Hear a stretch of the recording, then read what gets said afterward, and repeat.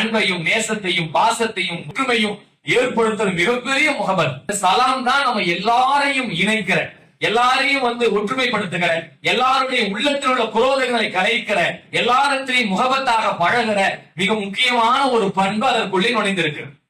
இந்த சலாம் என்பது இன்னைக்கு நம்ம இடத்துல எப்படி ஆயிடுச்சுன்னு சொன்னா, வேண்டியவர்களுக்கு ஒரு சலாம், வேண்டாதவர்களுக்கு ஒரு சலாம், பணக்காரங்களுக்கு ஒரு சலாம், ஏழைக்கு ஒரு சலாம். பணக்காரன் சலாம் சொன்னா வலைக்கும் சலாம் வரஹ்மத்துல்லாஹி வபரகாத்துஹு நீண்ட லம்பா போகும். ஆனா ஏழைய பெருமையில உள்ளவங்க சலாம் சொன்னா அப்படின்னு முடிஞ்சு போச்சு. மண்டை ஆடுறதுதான் சலாம். அப்ப நம்மளுக்கே அறியாம உள்ளுக்குள்ள விசுவாச சைத்தா என்ன போடுறாங்கன்னா இவங்க எல்லாம் இவ்வளவுதான்.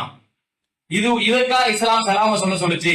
ஒரு மனிதர் அல்லாஹ்வின் தூதரை கேட்டாங்க, அல்லாஹ்வின் தூதரே, இஸ்லாத்திலே ரொம்ப சிறப்புக்குரிய காரியம் எதுன்னு நீங்க சொல்றீங்க? அப்ப ரசூலுல்லாஹ் சொன்னாங்க, துபி முத்தாம், பசித்தவர்களுக்கு நீங்க உணவளிங்க. யாரெல்லாம் பசியோடு இருக்கிறார்களோ அவங்களுக்கு போய் நீங்க உணவளிங்க. அதே போல அறிந்தவர்களுக்கும் அறியாதவருக்கும் நீங்கள் சலாம் சொல்லுங்கள். இது ரெண்டுமே இஸ்லாத்திலே ரொம்ப பெரிய செய்தியாக சொல்லப்பட்டிருக்கிறது. ரெண்டுமே மனிதன் சம்பந்தப்பட்டது. ரெண்டுமே இறை வணக்கத்தோடு, தொழுகையோடு, நோன்போடு, சக்காத்தோடு ஒப்பிட்ட விஷயம் அல்ல.